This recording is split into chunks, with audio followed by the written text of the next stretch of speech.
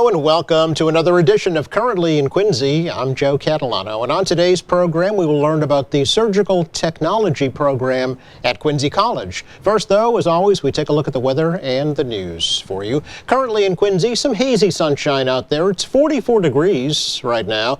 The clouds will increase this afternoon. Temperatures right about where they are in the mid-40s. Not too cool tonight with clearing skies. Lows tonight into the low to mid-30s. Nice day tomorrow to wrap up January. Sunshine, a few clouds. Highs tomorrow into the mid-30s. The first day of February looks very bright on Wednesday. Lots of sunshine, chilly with highs in the low 30s. Really not too bad here on Groundhog Day, Thursday, with a mix of sun and clouds and a high Thursday, 40 degrees. Again, hazy sunshine. It's 44 in Quincy right now. Checking news for you today. Contract negotiations resume today between the Quincy Teachers Union and the city. School Committee Vice Chairman Frank Santoro is hopeful that an agreement can be reached soon. But, you know, people work very hard in the school system, and they deserve all that they can get. I mean, especially through the pandemic, people came through like heroes, teachers as well as everybody else. But we also have to remember that as school committee people, we also represent the taxpayers. Although the school department is the largest piece of pie in the city budget, we can only do so much because we only have so much. So we're trying to create the best possible contracts for all our unions, including our teachers. We have another session scheduled for the 30th, and hopefully things will work out in a give and take process. Yeah. And we're looking forward to negotiating again.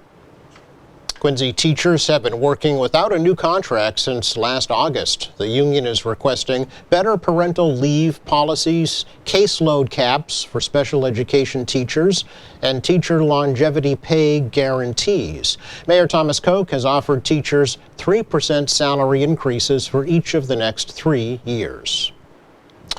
One of Governor Maura Healey's top priorities is to address the problems at the MBTA. State Representative Tacky Chan of Quincy says one of those major problems is the lack of oversight by the Department of Public Utilities. It's not new to me, but again, it's a leadership issue, right? Who's running the agency should be held responsible why they are not doing something. I'm tired of these excuses from executive branch folks in the Baker administration, and I do not want to hear this from the Hume administration that, well, it's too much work, or we didn't know, or, it's not our job. Dude, you're appointed to do a job. Do your job. I have very simple standards. Just do your job. So, I mean, it's always a litany of excuses, and I just don't have the patience for that. State Senator John Keenan of Quincy believes that a separate agency should be created to oversee the MBTA. Healey said that finding a new general manager for the T would be one of her first priorities during her first term in office. Meantime, the MBTA says the new Red Line cars now will not be ready until late 2026. Interim General Manager Jeff Gonaville says that supply chain issues and a worker shortage at the Springfield Assembly Plant are being blamed on that 3-year delay. The company CRRC has had almost a $900 million contract with the T for those new trains. And Gonaville says that the company may face fines of about $500 per day for the delays. He also told the Board of Governors of the MBTA that the contract may have to be renegotiated in order to expedite delivery of those new train cars. Well, until a decision is made about creating a proposed new justice center here in the city of Quincy, a proposal for a new residential development right across from the Quincy District Courthouse is on hold. Quincy Mayor Thomas Koch explains that LBC Developers is suspending plans for new apartments at one corner of Dennis Ryan Parkway while moving ahead with development plans for the other corner of that lot. The corner is kind of put on hold right now. The other corner is they're currently in the permitting for, which is the corner of Hancock Street and Hannon and Revere. Yep. And it blends into McGrath. It's three street names within a few hundred feet there. Yes. Yeah. But yeah, the old that corner up above where the Sportlight used to be, which is now Patty Barry's Napoli Pizza, that corner, that block is being permitted as we speak by the planning department, and that will be retail on the first floor with apartments above, which is always envisioned on that side. Yep. The other lot is still that will be used for the laydown area for this project, and then we'll see what happens there. We've kind of put a hold on that, not knowing what's going to happen with the courthouse. The state has said it would like to create a new justice center in Quincy for the Quincy District Court as well as the Superior Court, but the mayor says there is limited space available at the current site of the courthouse. Well, early voting is now underway for the special election for the Ward 4 City Council seat. Quincy City Clerk Nicole Crispo explains early voting is happening all this week at Quincy City Hall along with mail-in voting. Go online and get the application. Just request it either by mail or email, and we can get that ballot right out to you. And again, this is just for Ward 4 residents. This past Saturday was the last day to register to vote in the February 7th special election. Mail-in ballots must be requested from the city clerk's office, and they must be returned to the clerk's office by 8 p.m. on February the 7th. There is a ballot drop box outside of City Hall. Voters will be choosing either James Devine or Joel Buenaventura to fill out the remainder of former Ward 4 Councilor Brian Palmucci's term this year. They can then run for the full 2-year term this fall if they choose. It's our check of news for you today. Coming up, we learn about the surgical technology program at Quincy College. That's next.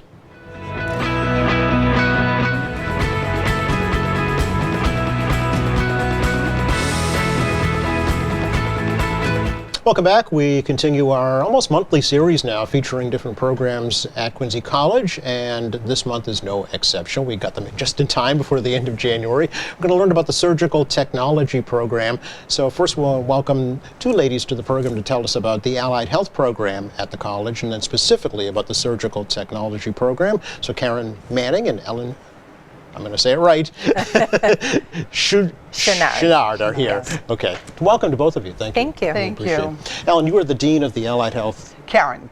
Karen, at the Allied Health program. That is at Quincy correct. College. So what is that, first of all? So as Dean, I oversee programs, the natural sciences, which encompass biology, chemistry, physics courses. I oversee the math courses and all the courses in allied health. Okay. Nursing? No. No. No. So allied health encompasses healthcare professional programs that are all healthcare programs outside of nursing and outside of medicine. Okay. So it's, a huge number of healthcare professionals that are essential, but many people don't want to be a nurse or do not want to be in medicine, but there are many others that have direct patient care or indirect patient care, such as Yes. Yeah. some of the programs at Quincy College, radiologic technology, medical lab technician, phlebotomy, exercise science, physical therapy assistant, certified nursing assistant, patient care technician, and surgical technology. Okay. All right. So it's the behind the scenes stuff. It's the behind the scenes, it's the essential workers. Yeah. They have their own education, their training, qualifications specific for their job. Okay. So it's, folks who don't want to be in front of the camera, they want to be behind it, to put it in TV terms, right? Absolutely, Yeah. and we could not run the healthcare system without them. I was going to say, how important are those positions? They are key members Yeah. in helping, treating, diagnosing, and providing interventions for all of the patients that are in the hospital. And it's not only just the hospital, the allied health workers from medical lab technologists to off-site surgical technologists can work in the surgery centers that are off-site, to administrative positions such as healthcare coding and billing. Okay, sure. So a lot of positions. Yeah, in fact, the quote-unquote stars, I guess, of healthcare, doctors and nurses, could not do their jobs without the folks behind the scenes. Absolutely. Yeah. No, like I said, essential, from certified nurse and assistants to surgical technologists. Sure. And a lot of times it's an end place for people who want a healthcare profession and who are passionate about what they do, or it could be a stepping stone, as Quincy College really encourages lifelong learning. So you may have someone who's a nursing assistant who works for several years, gets their certificate in 4 weeks, but wants to come back and go into something like surgical technology, or go into medical lab technician, or go into nursing. Okay. So we have the ability for them to start, come back, maybe get an associate degree, and then come back for a bachelor's degree. Sure, sure. Are there, we heard a lot about the worker shortage in the healthcare industry. Are there opportunities in the fields you're talking about? Absolutely. There are, yeah. In every field in healthcare, they're short and desperately needed. Is that right? So what types of positions have your past graduates through the Allied Health program, entered into? So medical lab technicians are off in the labs, and again, hospitals or outpatient labs. Surgical technologists in the surgical centers, CNAs working in long-term, certified nursing assistants in long-term care facilities, assisted livings, Oh, sure, yeah. and acute care hospitals. Okay. So they're all over the place. But again, we need all healthcare workers right now. And who would be a good student or candidate, to enter that program? Good question. So Yeah. I think somebody who's motivated, who good communication skills, professional skills, and wants to work with people. And again, some of these allied health positions will have less contact versus others, but they have the Patient ability. contact, you mean? I mean, patient Yeah, contact. yeah. So, so someone like a radiographic technologist. Yes, probably all of us have gone in for X-rays. But, to be able to position them correctly, to be Yes. able to diagnose what's going on. So they all have some type of direct or indirect. Yeah. But some may want more and some may want less. Yeah, it's critical though, isn't it? I mean, a doctor's waiting for those results, right? And waiting for those test Absolutely. results or those X-ray results. Their hands are tied until they know what's going on with that We are patient. all linked together. Yeah, it So, truly and is. all for the best outcome of the patient. Yes. Today we're here to talk about the surgical technology program. This is just one part of Allied Health, right? That is correct. Yeah, and that's where Ellen comes in to tell us, first of all, a little bit about yourself, Ellen, and your background in this field. I have been a surgical technologist for almost 20 years. Wow. I've worked for major teaching hospitals and small community hospitals. I still work in a community Oh, you do? hospital, working per diem on call. Oh, okay. Just to keep my skills up so that I know exactly what to tell my students. It's a profession that I fell in love with. Yeah. Did you enter it, as Karen was talking about, through the Allied Health field? Well, no. No. I owned my own restaurant prior to this. Really? And I stopped working in my restaurant to raise my children. Okay. And I wanted something else to do and fell into this and have been in it ever since. Now, did you have to do kind of prerequisites beforehand? I did. Yeah. I did. You have to do your science classes Sure. and your basics. Like now it's an associate program. When I went to school, it was only in a certificate program. Okay. But now they have to take their general education classes, like their Englishes, their biologies, their sciences. Okay. So tell us about the surgical technology program at Quincy College. It is a fantastic program. It really is. The students learn from the moment they get there until the moment they graduate. They start out taking their core classes, and then they go into surgical technology classes. We put them in the lab 2 days a week. They are doing simulated surgeries. Really? They are practicing sterile technique. They are just learning everything that they need to get them prepared to work in the clinical setting. Okay. In an operating room, right? Absolutely. During a surgery. They start their surgical technology program in September. In January, they're already in the operating room. Is that right? And they're in clinicals 24 hours a week, working side by side. They're their preceptors right at the surgical field with the surgeons. We have some photos we want to show folks. Is this the laboratory at Quincy College that we're going to see? Yes. It is? Yes, Okay, so yeah. if we'll bring that up and tell us what we're looking at here, if you could. This is just, the students have to learn over 200 instruments. Wow. And this is just one of their instrument quizzes. Okay. But this is the lab. We have 4 different OR settings. And it's set up just like an operating room. Okay. So take a look at the next one here, and This is after a student has set up their table, they have to take it down and put all the instruments back together. They've already done their procedure, so now they're just cleaning up afterwards. okay, so that's part of the technologist's job, though, right? Absolutely. It is. You have to keep track of all your instruments, Yeah. your soft goods, your everything. They are in charge of that room. They at are in that time. charge of that table and anything to do with the sterile field. Okay. On to the next one. Same thing here. This is where they're practicing their surgical procedures. During the program, they have to take 2 practicals, and they practice vigilantly to be able to get past those practicals. And they start, they have to set up their table, they have to do a surgical procedure, and then they have to break it down in order to be able to pass it. Okay, all right. A couple more here. Same thing. This is, we were doing a surgical procedure. Yep. The student with the mask on, Yes. she is the one that we were doing a breast surgery that day. Okay. And I've saved the most interesting for last. This was a fun game that we played with them. And a lot of times you have to handle specimens during procedures. I was thinking and it must be simulating something. This Okay. was. I used this as an example of a bowel resection. All right. And I put in a whole bunch of different things. And they had to go in there and identify them without looking at Oh. them. And there were crazy things in there. I put in buttons, Yep. rice, all different kinds of things. And they just had to go in and determine what each was. Okay, simulating what Yeah, that it was procedure just, might that look was like. a fun thing for them to do. Yeah. Is there anybody that would not make a good candidate for a surgical technologist? Anyone who is sensitive to smells, Yeah. the sight of blood, Yep.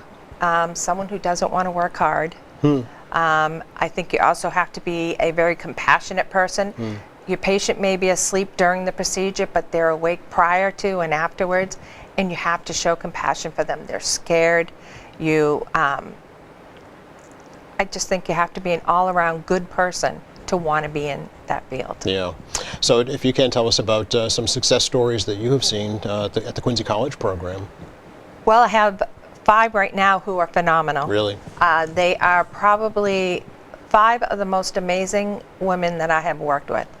They came in when we were in the lab. They would come in a hour early every single time there was a lab. They would spend an hour and a half later just to practice. They are in contact with me several times a day through email, asking questions when they go to their clinical sites. Their clinical sites adore them. They think they are very hard workers, came to clinicals very knowledgeable from what they've learned.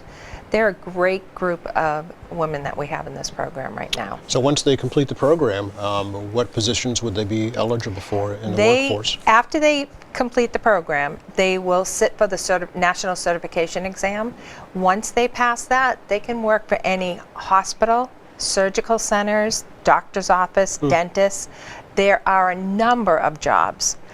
Surgical techs are in extremely high demand that right right? now. We Yeah. do not have enough out there. Okay. So they could write their tickets once they graduate in June. Really? Are they good paying jobs, would you say? Are they The sustainable? average for the state of Massachusetts, the median rate is about $57,000. Okay. But the closer you get to Boston, you can add another $10,000 to that. Okay. And the longer you work it, the much better it is. Yes. And there are lots of opportunities to for overtime. You're required to take call. So, there's lots of opportunities for surgical techs. Okay. Would you say that it's mostly women in the field, Ellen? Since I've been at Quincy College, it has been mostly women. Really? We've had probably maybe a small handful of men. Okay. But there are a number of men in the field. It's not just geared towards women. Yeah. It isn't. It's a very good program for both the men and women. The success rate, the graduation rate in your program, do you happen to know? We have an above average graduation rate Okay. for the accreditation. We have a 100% job rate after graduation. So every single graduate? Every single graduate job in the field. last year got a job. Wow. Yes. Okay. And there's more available, as you say. Absolutely. Yeah. And we have capacity for 18 students. Yep. And we've already got about half of that amount of students that have put in applications for September. Oh, okay. Yep. So there is a growing interest in it, it sounds like. There is a demand and an interest in it. Is it a field like, for yourself, you changed in mid-career, if you would. Is that something that you would say somebody could do if they're doing one thing and then... Absolutely. Really? I went back to school. Yeah. I knew that I wanted to get into teaching. Mm-hmm. So I had an associate degree prior to coming back to school and prior to working here. So I went back to school and got, a bachelor's, and then I got my master's. Okay. I knew this is where my end goal was. Yeah. If you don't know, though, is it something that you'd recommend somebody try? I would. Really? I really do. It's a great career, and there are so many opportunities for surgical techs. After you are in the field for a little while, you can become preceptors. You can go on to nursing school, PA school. There are so many opportunities for surgical techs. Okay. So Karen, she's selling it for you. Absolutely. We didn't ask about your background and how you came to the field. So I have been in higher education for 25 years, working in the role of faculty, chair. I'm Dean of Nursing and Allied Health, and now currently at Quincy College as Dean of Natural Health and Science.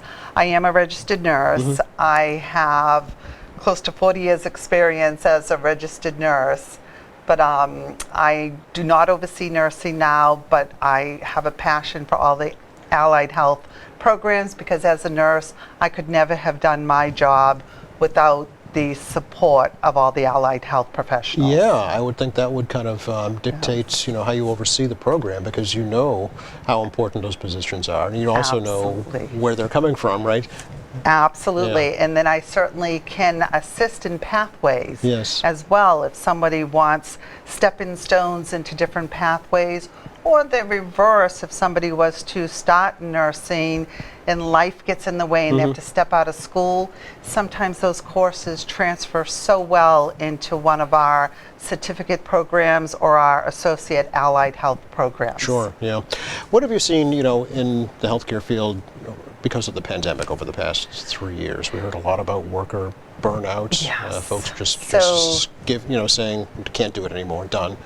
Are you seeing that? Absolutely. COVID has stressed the whole healthcare industry.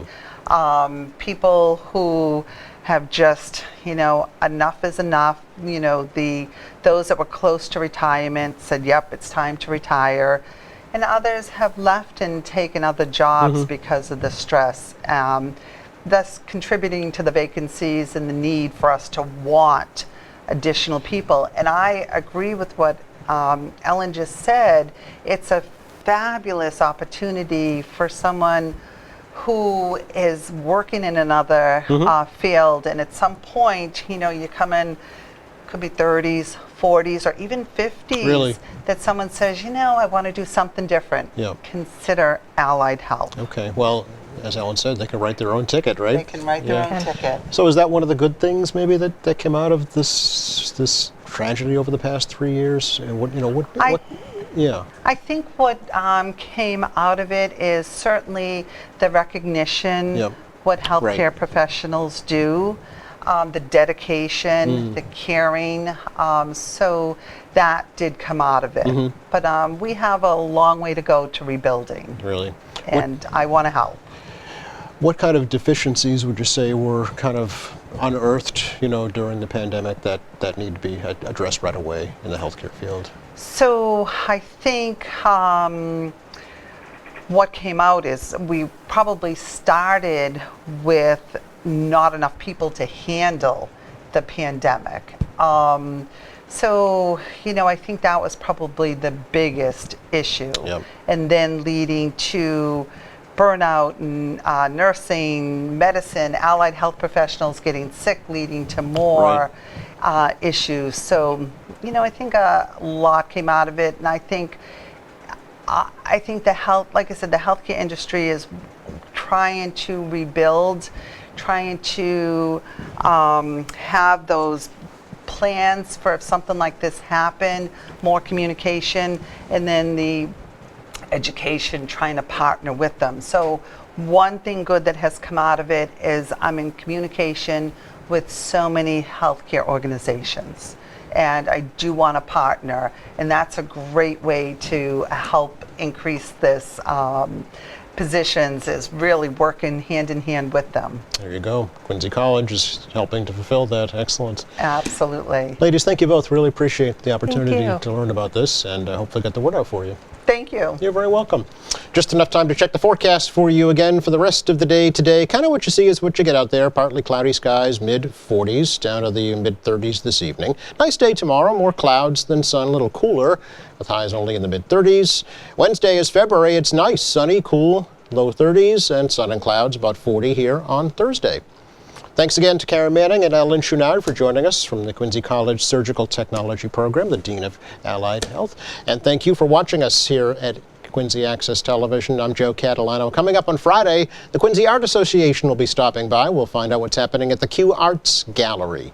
Meantime, check our website. It's qatv.org. There's our newest programs there, along with news and information, video on demand, live streaming, and more. For all of us here at QATV, I'm Joe Catalano. Have a great week.